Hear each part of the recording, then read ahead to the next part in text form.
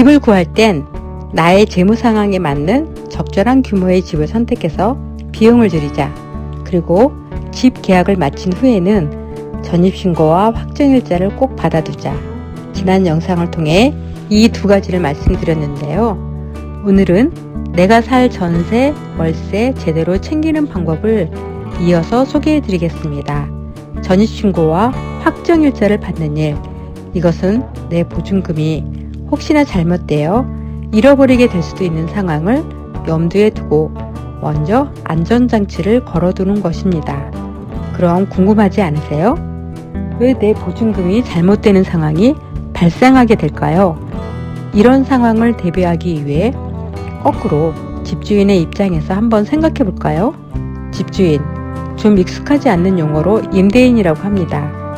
그렇다면 임대인은 왜 집을 사서 본인이 직접 살지 않고 우리 같은 세입자에게 빌려줄까요? 다양한 이유가 있겠지요. 첫 번째로는 살기 위해 집을 샀는데 직장이나 자녀 교육 등 여러 가지 여건상 현재 집에 살기 어려운 경우입니다. 가끔은 직장에서 집을 제공해줘서 현재 집이 불필요한 경우도 있을 겁니다. 두 번째, 월세 계약을 해서 매월 임대를 통해서 월세를 받기 위한 목적입니다. 그동안 마련한 돈으로 집을 사고 세를 주어서 매월 고정적인 소득을 얻을 수 있습니다. 여기까지 들으면 고개가 끄덕여집니다. 나의 경우라도 그럴 수 있겠다 싶습니다. 사실 위의 두 가지 경우는 거의 집주인이 자신의 돈으로 집을 사는 경우가 많고 감당 가능한 대출을 안고 구입하는 경우가 많습니다. 그렇기 때문에 상대적으로 위험이 덜합니다. 그렇다면 세 번째, 투자 목적으로 집을 샀다면 어떨까요? 이 집은 나중에 많이 오를 것이기 때문에 지금 미리 사두고 전세를 주자는 생각입니다. 예를 들어 어떤 투자자가 이런 생각을 했다고 가정해 볼게요. 3억짜리 집을 2억 5천만 원의 전세를 주면 나는 5천만 원으로 집을 살 수 있군. 그리고 그 5천만 원도 신용대출을 받으면 내 돈은 하나도 없이 집을 살 수 있겠네? 라는 생각이죠. 여기에는 내가 산 집은 꼭 오를 거라는 강한 확신을 전제로 합니다. 집이 4억이 되면 나는 앉아서 1억을 벌 수 있어 라는 아이디어인 거죠.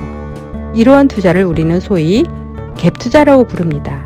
물론 이러한 판단은 개인의 몫이긴 합니다. 그런데 반대의 상황이 되어서 집값이 2억으로 떨어진다면 상황은 어떻게 될까요?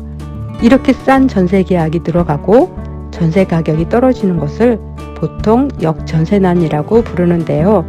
세입자는 나중에 이사할 때 2억 5천만 원을 돌려받아야 하는데 집값이 전세값에도 못 미치는 상황이 되고 이를 돌려받을 수 없는 집주인은 당황하게 됩니다.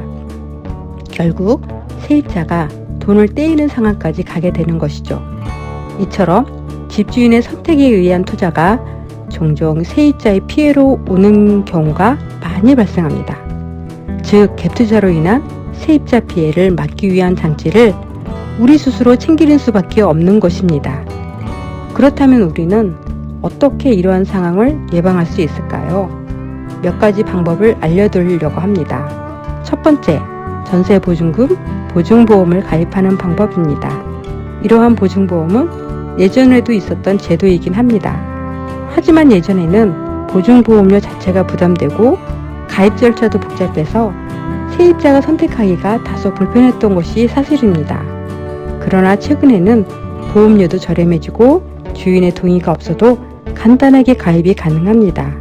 전세보증금 보증보험은 주택도시보증공사와 서울보증보험에서 신청할 수 있으며 2019년 7월부터는 남은 전세기간 6개월까지 가입이 가능하기 때문에 비교적 작은 금액으로 우리의 보증금을 지킬 수 있습니다. 두 번째는 미리 예방하는 방법입니다.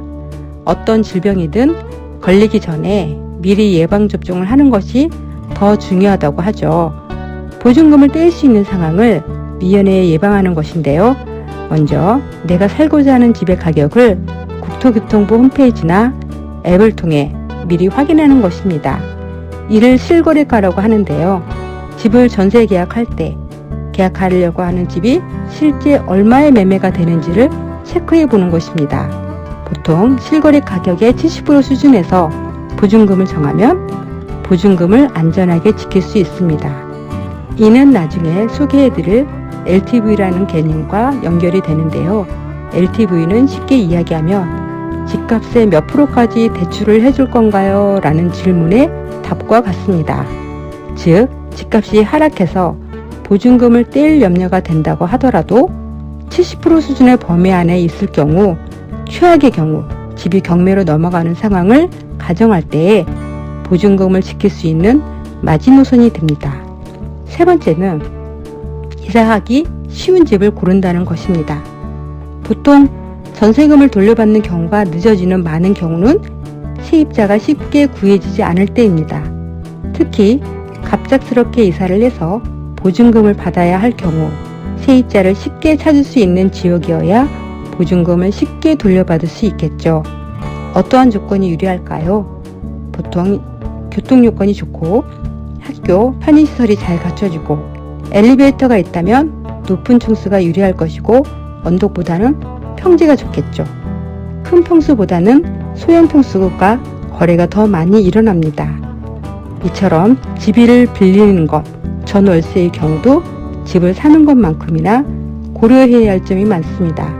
정리하자면 집을 구할 땐 보증금 금액을 적절하게 정하고 향후 세입자를 고려하여 이사하기 편리한 곳을 구하는 것, 그리고 이사간 후에는 전입과 확정일자 신고를 바로 하는 것, 여력이 된다면 전세금 보증보험을 미리 가입해서 사고를 대비하는 것, 이 정도를 갖춰준다면 우리의 소중한 재산인 전세 보증금을 안전하게 지킬 수 있습니다.